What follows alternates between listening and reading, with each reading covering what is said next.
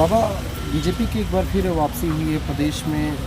सरगुजा संभाग बीजेपी को सरकार बनाने में खुलकर समर्थन किया है। क्या वजह रही कि कांग्रेस को इतनी करारी हार झेलनी पड़ी? सर्वप्रथम क्योंकि आपने बीजेपी की जीत की बात कही तो उनको बधाई और शुभकामनाएं। सरकारें अच्छा काम करती रही हैं, कांग्रेस की भी पिछली सरकार ने बहुत सारे अच्छे काम किए हैं।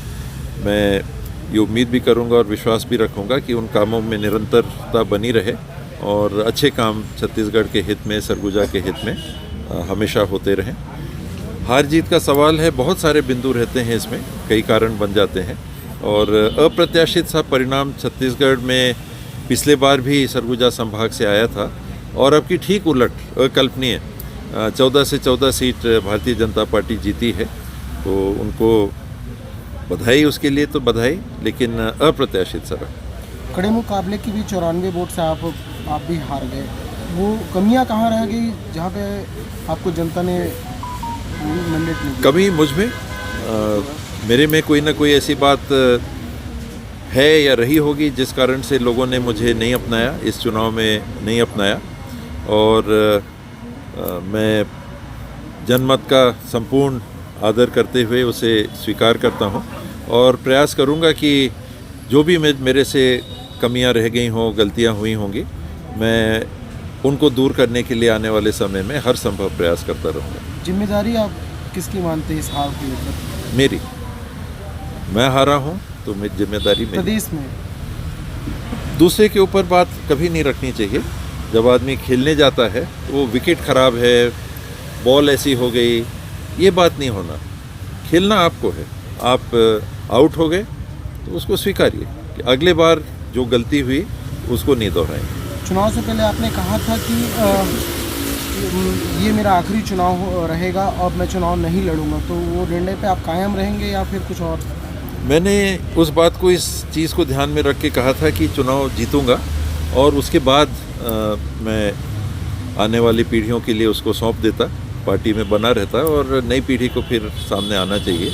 लेकिन हार के मैदान मैं कभी नहीं छोड़ूंगा। हारा हूँ तो 5 साल पूरा प्रयास करूँगा, क्षेत्र में लोगों से संपर्क बनाने की कोशिश करता रहूँगा, लोगों के बीच में रहूँगा, उनके लिए जो भी पहल कर सकता हूँ, जैसा वो चाहेंगे मैं करता रहूँगा। लोकसभा चुनाव नज़दीक है तो क्या माना जाए, एक बार किसी जनरल सीट से आप संसदीय लड़ने का पसंद करेंगे या फिर? मैं विधानसभा में ही रहना चाहूँगा। आखिरी सवाल बाबा, सीएम आपको लगता है किसको होना चाहिए भाजपा की ओर से? है उनकी बात, जो नाम चल रहे हैं स्वाभाविक तौर पे 3 बार के मुख्यमंत्री रमन सिंह जी हैं और टिकट के बंटवारे में भी ये चर्चा थी कि उनकी राय ज़्यादा चली और जीत के आए हैं तो उनका पक्ष मजबूत दिखता है। फिर पार्टी के संगठन के उनके प्रदेश के अध्यक्ष अरुण साहू जी हैं, वो भी चुनाव जीत के आए हैं, आरएसएस के कैडर के माने जाते हैं और भारतीय जनता पार्टी में आरएसएस के कैडर को एक तरजीह मिलती है, तो वो भी चुनाव में, मुख्यमंत्री के चुनाव में उनका भी नाम सुनने में आ रहा है। ट्राइबल से अगर लेते हैं तो 2 नाम सरगुजा संभाग से सुनने में आ रहे हैं, एक विष्णुदेव साय जी का और एक हमारी रेणुका जी का।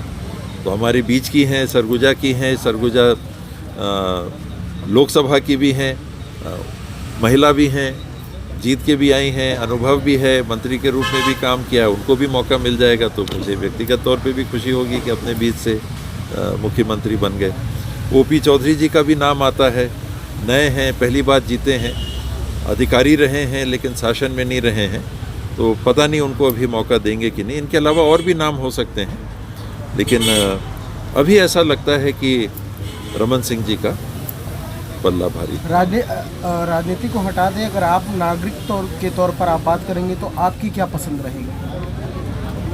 रमन सिंह या रेणुका सिंह? बाबा, कोई बड़ा फैक्टर जो चुनाव के में इतना बड़ा अंतर?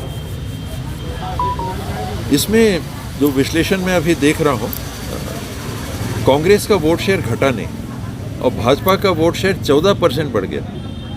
ये पिछले 10, 12, 15 चुनाव में मैंने नहीं देखा इतना ज़्यादा अंतर।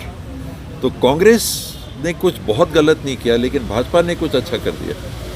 वो देखना पड़ेगा कि क्या वो कर गए जो हम नहीं कर पाए। हमने जो किया, हमको पब्लिक ने स्थिर रखा। वोट शेयर हमारा 42-43% पे कायम है लेकिन भाजपा 32 से 46 पहुंच गई। 14% वोट शेयर 5 साल के अंदर बढ़ना बहुत बड़ी बात होती है।